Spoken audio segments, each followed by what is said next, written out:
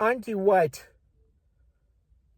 Atlanta mayor Andrew Dickens wants to run for a second term. I will have a few words about it.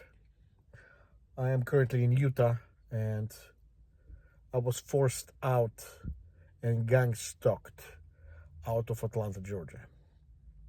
After starting questioning my mother's death, I was pushed out of Atlanta, Georgia. We had an apartment there, condominium, for a very long time. We live between two states, between Salt Lake City, Utah, and Atlanta, Georgia. My mother, long-term professor of electronics, retired over the last few years in Atlanta, so she lived there full-time. And what I would say directly that she didn't leave this world because of natural causes. She worked in Africa for a very long time. She had contacts with governments. She was married for actually two of her husbands worked in Africa, one in Angola with her, and the last one worked in Kenya. He worked as a engineer and a manager for energy company owned by the daughter of former president of Kenya, Kenyatta. So my father, who was a nuclear engineer, had a patent, and my mother knew about the proliferation of nuclear technology in Africa in the 80s during the Cold War. Plus, she had a connection, as I said, with governments and people, and long time ago in Ukraine, she trained Cubans to operate ballistic missiles. Later, the same Cubans came to Angola and worked this time against South Africa. And de facto, my mother knew a lot of secrets, and there's something was done to her in Atlanta, and I claim this to be impulse weapon. And what happened? A very short time, I started having big problems, and I lost my job. I was a supervisor of security company, Allied Universal Security. And at the same time, I had very good apartment that I lost. Was gangstalked from me actually. And I was warned, if you don't sell it, they want me to sell it de facto for the price of 20 years ago. And we live in a place called Buckhead area. And so bottom line, we lost a lot of stuff there. So whoever ordered this thing make me de facto homeless. I'm half homeless. Between I sleep when I have money, I sleep in a hotel. When I don't have money, I sleep in the car. And as I said, from a four stars condominium, I went to my car, and the cheapest hotel possible when I have money. So unfortunately I started living on donations of friends that supported me, but there's limits for a lot of stuff, and I started having my social security, but the social security did not pay me the money back that with the back date up to 10 months. It would have been really good, but it didn't happen. There is a long battle going on between Buckhead and Atlanta, Georgia. Buckhead area is a part of Atlanta the size of San Francisco that contributes to Atlanta's treasury 40% of the money. And the leadership of Atlanta, Georgia doesn't let this area go because of the money they can collect. The problem for the management of Atlanta is that Black Lives Matter a long time ago were against separation of Buckhead area from Atlanta. And because 88% of Buckhead area are whites, and with the 40% of the entire income of Atlanta that comes from Buckhead area, they would have hired more police. They would increase helicopter flights over the area.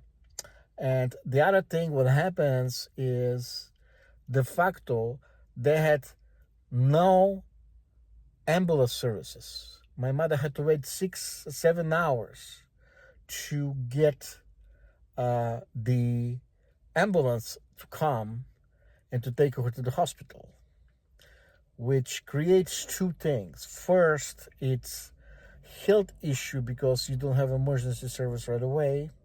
And the second thing is the when ambulance arrived, by some kind of a coincidence, anytime ambulance came, it was late at night. And when they take the person to the hospital late at night, there's no social workers. Even my mother, who was a professor for a very long time and she had a good coverage, there is no way all of their coverage to be good enough. So you have always end up with paying stuff out. But when you arrive at the emergency room and you have somebody who's a social worker, and the social worker will assist you to find coverage, you don't have to pay. This way, thousands of dollars go away. But this is what the part is as a second side of policies. You contribute massive tax income to the city, and at the same time, you even cannot get the ambulance. So, one of the people who wanted to organize to separate from Atlanta, Georgia, he now works in Belgium.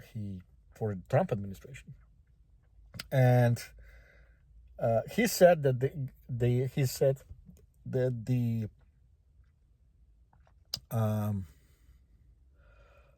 mayor of Atlanta is racist against whites, and I have absolutely agree with this because there's several situations that happened that just confirmed this opinion from me as well. So bottom line, I lost my apartment after gangstalking. I lost my job. I lost my apartment. I even couldn't pick up my stuff inside the apartment. I didn't have enough money because they gave me a very big price. I had attack on me by bureaucracy in a way. Plus, I had people involved that they are from black masonry from South and North Carolina. And the fact that they said, you don't want to hear, but not just don't want to hear, they didn't want me to leave.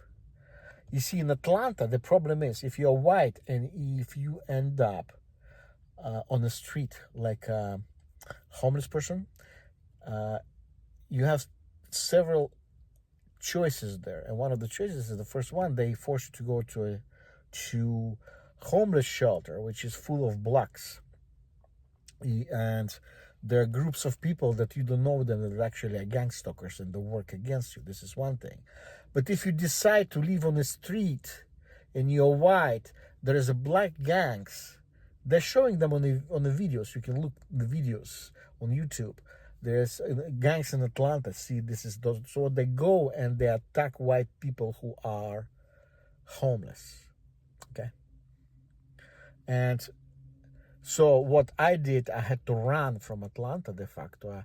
Just a few minutes when I had my apartment entry shut off for me, I just got downstairs and I ran to my car. I already fortunately loaded stuff there for a long time ago. I took the most necessary stuff, and all I did, I just fill up my car and I drove to Iowa without stopping the fact just to fill up some gas. More than 1,200 miles, because there was a danger for my life. And when I tell it to people, some of them believe, some of them don't, but there is some kind of a change coming to the south of the United States. I saw people from different countries of Africa that they behave like they're at home.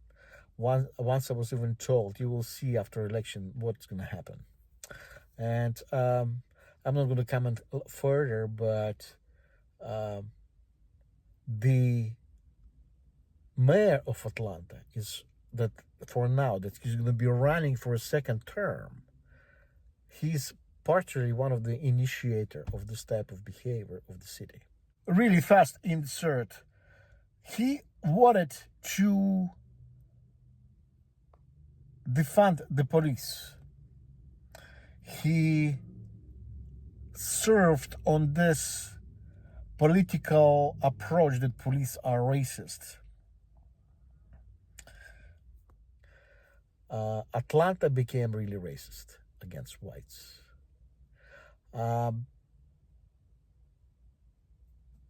This is it for now. We'll do another video later, maybe. Not today, but later in the week.